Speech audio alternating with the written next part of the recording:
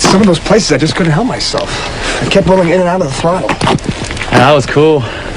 Completely perfect the whole time. Really? That's funny, because I still can't get a continuous roll on.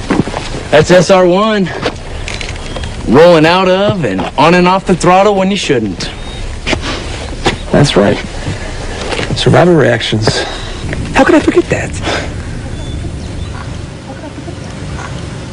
Good handling means predictable traction, and good traction depends on your suspension working well. In mid-corner, on a properly set up bike, the forks and shock work best in roughly their mid-stroke range. With good throttle control, you can see the forks working in their mid-stroke in mid-corner. Is that as good as it gets? Is the bike happy? Are you happy when the bike is happy? Yes, yes, and yes. At what range do we want the rear shock to operate? In the middle, of course. That's its most compliant range. That's its sweet spot, just like the forks. Once you get back on the throttle, weight begins to transfer to the rear. The rear shock becomes our main concern because we must now rely on it more for stability and traction. Contrary to popular opinion, getting on the gas hard makes the back of the bike rise. That applies to both chain and shaft drive bikes. As it rises, the rear suspension becomes stiff.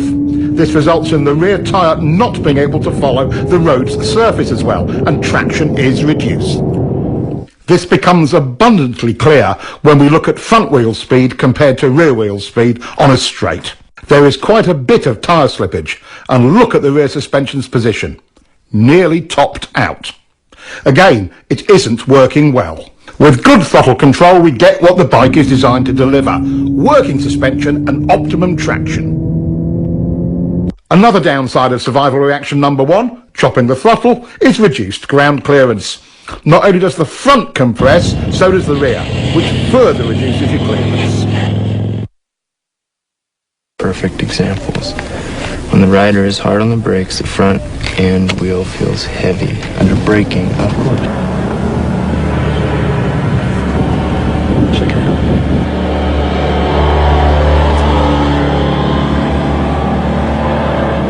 Man, he is smooth. Good throttle control allows the suspension to work properly, and the bike is smooth.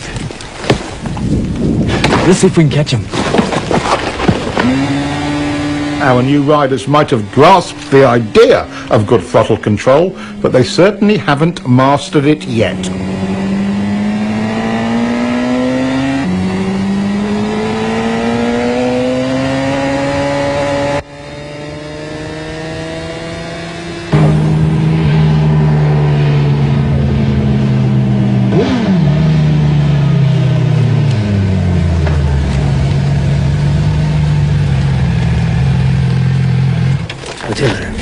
Bye.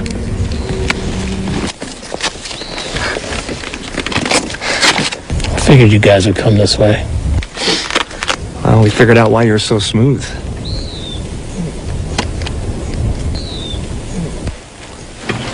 They've got it. Your forks, shock, and suspension settings create the potential for good handling.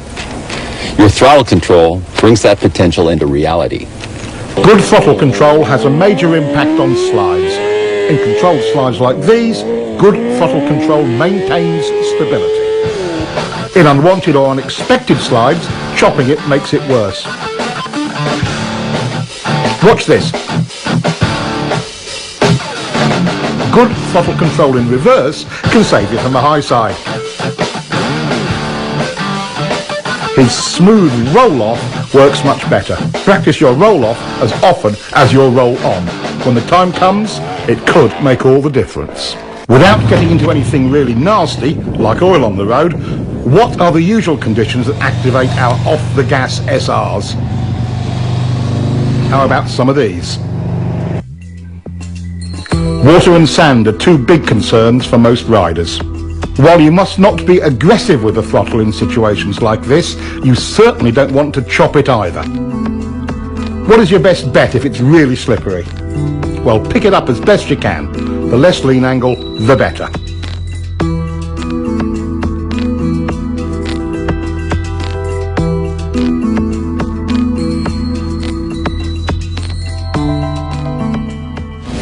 Looks like good throttle control solves many of our rider problems, doesn't it?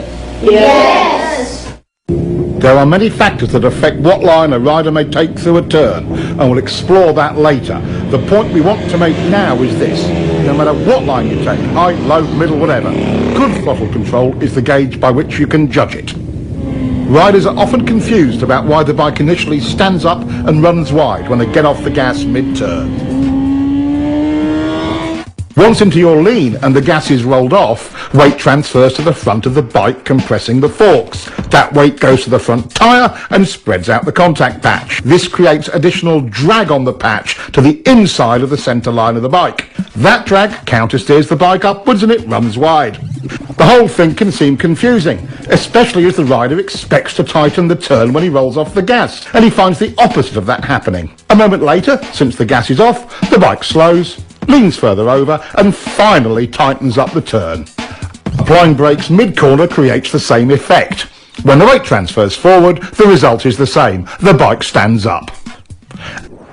A static throttle slows the bike as well. Again, the bike tends to run wide. This effect is even more pronounced at higher speeds and steeper lean angles. Getting on the gas too hard too soon will also send the bike offline, wide. Getting on the throttle too slowly makes the bike feel unresponsive. As we see here, with good throttle control, the bike looks and feels stable on its line and leaves the